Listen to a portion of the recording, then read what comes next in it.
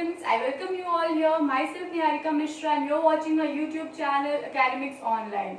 So in my last video for class 10th English literature, that is The Dust of Snow, we dealt with the explanation of the poem. We got to know the moral of the poem, what the poet wants to convey to us. And in the last video only, I also discussed about the literary devices and the rhyming schemes over here. But some students told me that the things written over the board were not clearly visible. So I am here once again trying to explain you the rhyming scheme and the literary devices used in the poem. And now today I will also discuss about the questions and answers of the poem. So let's start. Yes, the first stanza was like, the way a crow shook down on me the dust of snow from a hemlock tree. As I have explained to you all that this poem is very short, but still it has a very deeper and larger meaning in context. The poet is trying to explain over here that how a small and petty thing like the dust of snow falling onto someone's shoulder can change someone's mind into seconds. यहाँ पे poet जो है वो इस poem से हमें एक छोटी सी बात के थ्रू एक बहुत बड़ा मैसेज देना चाह रहे हैं कि कैसे किसी इंसान के ऊपर स्नो के कुछ पार्टिकल्स गिरने भर से ही उसके माइंड में एक सडन चेंज आ जाता है. उसका माइंड जो कि एक किसी कारण से सैड होता है, that lightens up, right. So this is the meaning of the poem, wherein I'll just give you a brief shortcut of the poem right now before starting into this, for those who have missed out the video. But please, if you have missed out the previous video, go and check it out. But I will just explain you right now in short bit. The poet here is in a bad mood due to something happened in the day with him. Like he is not in a good mood. He is upset with something. उनके दिन में ऐसा कुछ हुआ है आज के दिन पे जिसकी वजह से वो अपसेट है, वो हैप्पी नहीं है, उनको किसी बात का रिग्रेट है या तो वो किसी चीज को लेकर के सैड है. वो अपने रास्ते पे जा रहे होते, वहां पे एक hemlock tree, there is a hemlock tree standing on his road, and on that tree there was sitting a crow, and when the crow shook down the dust of snow from his body passing on to the poet's shoulder, that little thing, that tiny thing made the poet feel lighten up, that lightened up his mood. So here in this poem, poet has used something very odd from all the other poetries. Like you will see in most of the poems there are trees used. Like here the poet has used the hemlock tree, but ज़्यादातर poems में आप देखोगे अगर किसी भी tree के reference में कोई बात बतानी होती है तो poets, जो भी poets होते हैं, they use some beautiful trees such as pine tree, oak tree and all that. But here the poet has used a hemlock tree, which is a poisonous tree. And again, in poetries you might be seeing that whenever the poet wants to explain something related to nature, something related to the birds, any of the poet uses the birds like peacock, nightingale and all. But here the poet has used crow. So now let's begin to understand this. In this poem, the poet has tried to put a man's mind up, to put a man's thought process from the point where there is a thought कि कोई भी चीज granted होती है. Poet यहाँ पे लोगों की सोच बदलना चाहते हैं. पोएट यहाँ पे ये चाहते हैं कि जो हमारा एक थॉट प्रोसेस बना हुआ है किन्हीं चीजों को लेकर के, जैसे एक क्रो को इनऑस्पिशियस माना जाता है. Everywhere, wherever you see, you will find that crow is considered to be a bad omen. Crow जहाँ पे भी यूज किया जाता है वहाँ पे सैडनेस, बैड ओमन, इनऑस्पिशियस थिंग्स, इन चीजों को दिखाया जाता है. Again hemlock tree is also used for the same purpose. But here the poet has used these two, the combination of these two, to show that even these two things can lighten up, can do good things to others. So here the poet wants to set an example, wants to stand out by using these things. Poet यहाँ पे हमें इन चीजों को use करके हमारे दिमाग में और एक मैसेज पहुंचाना चाहते हैं कि हमें किसी भी चीज को ग्रांटेड लेकर नहीं चलना चाहिए एंड किसी भी चीज को लोगों के हिसाब से जज नहीं करना चाहिए. वी शुड नॉट जज anything based on others opinion and experiences. किसी दूसरे के एक्सपीरियंस के बेसिस पे हमें उन चीजों को जज नहीं करना चाहिए अनटिल एंड अनलेस उस चीज से हमारा कुछ बुरा हुआ हो. जिन लोगों को क्रो और हेमलॉक ट्री इनऑस्पिशियस लगते हैं, there might be a possibility कि उनके साथ उन चीजों की वजह से कुछ बैड एक्सपीरियंसेस रहे हों, बट पोएट के साथ उन चीजों से गुड एक्सपीरियंस हुआ, जैसे कि उनका मूड लाइटन अप हो गया. That is why the poet is trying to say, the poet is trying to convey a inner message that we should not judge things based on others' experiences. We should first experience the things and then try to judge them out. So this is all about the poem. Now, beginning with the rhyming scheme used in the poem. Here I have written the rhyming scheme used in the first stanza is A B A B. Why A B A B? You might see the way a crow shook down in me the dust of snow from a hemlock tree. Here in the first line and in the third line, the crow and snow. You see crow, snow, they are rhymic. ये rhymic sense में है. The first and the third line. And again, shook down on me from a hemlock tree. Me and tree, they are also in rhymic scheme. That is why I have written over here A B A B, wherein first line and third line are rhyming and second line and fourth line are rhyming. ठीक है? So this is the rhymic scheme in the first stanza. Now, the literary device used in the first stanza is, the first literary device basically होता क्या है, किसी भी poem में, किसी भी आप लाइक लिटरेरी वर्क्स में जहाँ भी देखोगे, जो भी पोएट्स होते हैं या जो भी कन्वेंशनल हमारे ऑथर्स होते हैं, they try to make their writings attractive and stylistic. वो अपने जो भी उनकी राइटिंग्स है, उनकी जो भी वर्क्स हैं, उनको डिफरेंट स्टाइल दे करके और भी ज्यादा अट्रैक्टिव बनाने की कोशिश करते हैं. एंड वो जिन जिन चीजों से अपने राइटिंग्स को अट्रैक्टिव बनाते हैं, they are termed as literary devices, right? So here the first literary device which is used is enjambment. What is enjambment? I will explain now. The continuation of a sentence without a pause, right? Enjambment एक literary device, ऐसा literary device है wherein the sentences, किसी भी stanza में जो sentences होते हैं, जो lines होती हैं, वो बिना किसी pause, full stop, comma के continue हुए जा रही है. जैसा कि आप देख सकते हो, the way a crow shook down on me the dust of snow from a hemlock tree. Herein you won't see any comma, any full stop or any mark. ठीक है? So this shows that these lines are in continuation. इनके बीच में कोई भी pause नहीं है.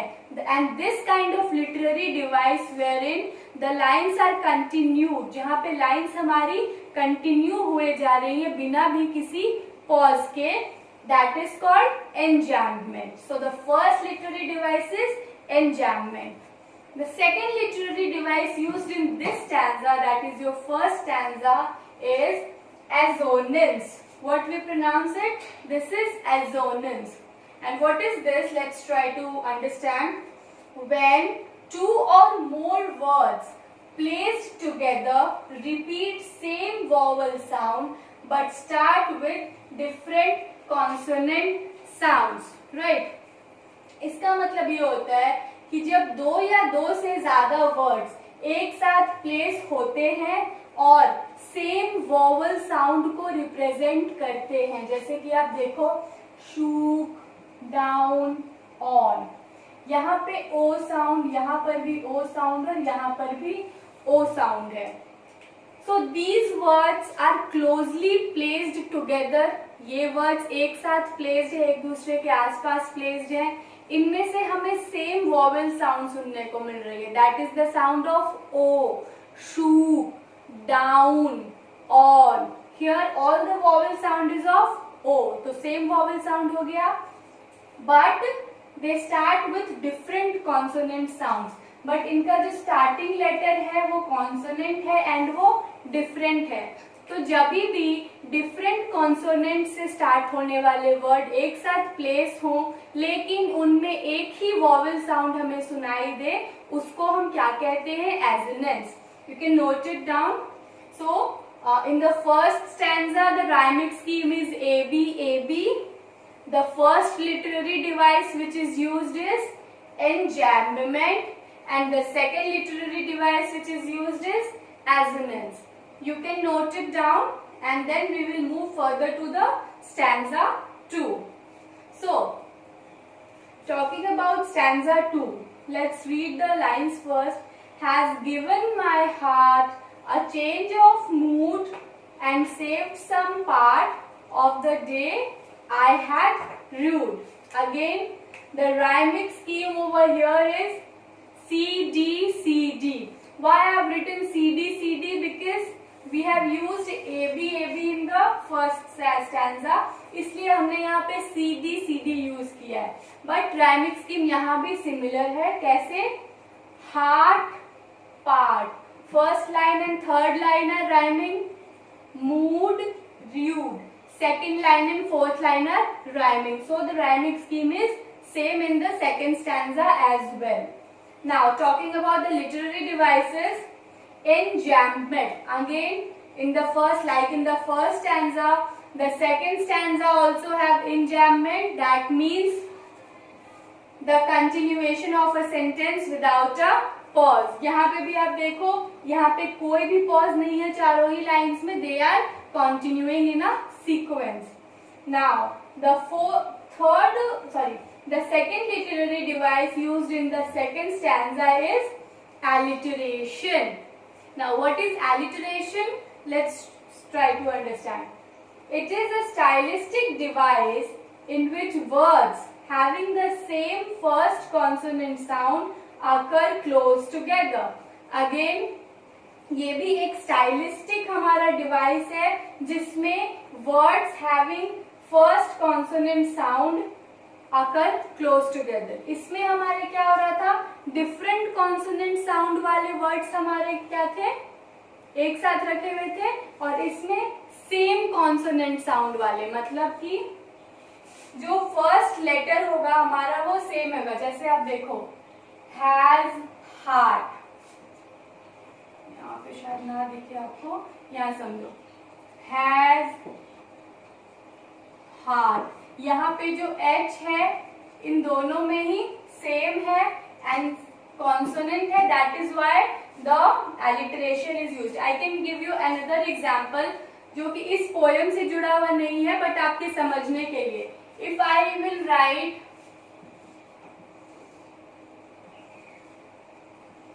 forest, ferny floor. So F. These words are starting with the same consonant sound. They are placed together. That is why alliteration. So this was about the second stanza. You can note it down. This was all about the rhyming scheme and the literary devices. We will move further with discussing the questions and answers. So the first question is, what is the dust of snow? What does the poet say has changed his mood? How has the poet's mood changed? So here question क्या है कि dust of snow क्या है?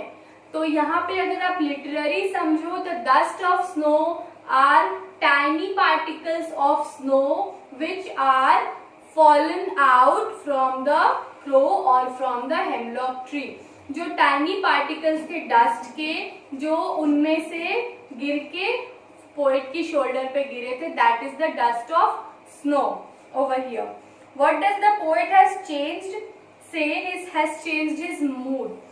The poet here tries to say that the little experience such as the dust of snow falling on his shoulder has changed his mood, has changed his mind, as he was in a sad mood, but when the dust of snow, when the tiny particles of snow have fallen on his shoulders, he felt something good. He felt a bit different from what he was feeling at that moment, and that changed his mood.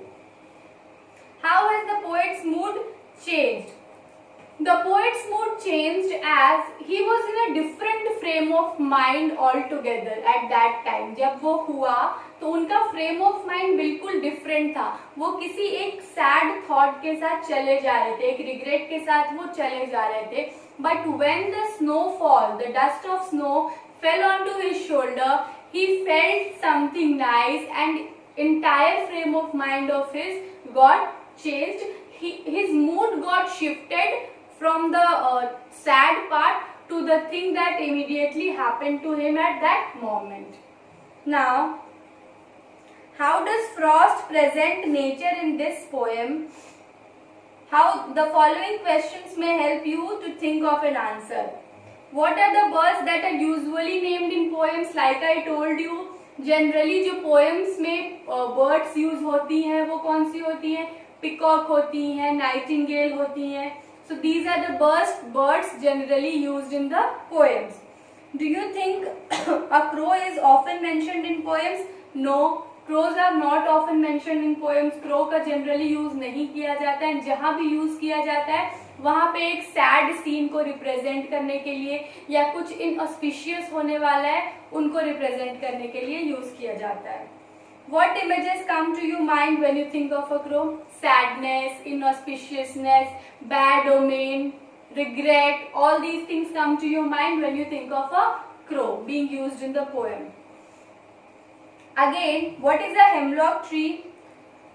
Why doesn't the poet write about a more beautiful tree such as maple, an oak or a pine? Yes, hemlock tree क्या होता है? Hemlock tree is a tree which is poisonous in nature basically. ठीक है, it is a tree which is considered to be poisonous in nature. It is not considered to be good. And when poets use this hemlock tree, they try to explain the bad omen, like you can say the negativity around. But whenever in the poem, पहले आप ये समझो, कभी भी किसी poem में जब trees का reference लिया जाता है तो वहां पे क्योंकि ट्रीज जो होते हैं एजेस ओल्ड होते हैं, बहुत पुराने होते हैं, तो उनके रेफरेंस से हम लाइफ के एक्सपीरियंसेस को डिनोट करना चाहते हैं. ठीक है, एंड जो ट्रीज होती है उनका मेन काम क्या होता है? ऑक्सीजन देना एंड कार्बन डाइऑक्साइड इनहेल करना.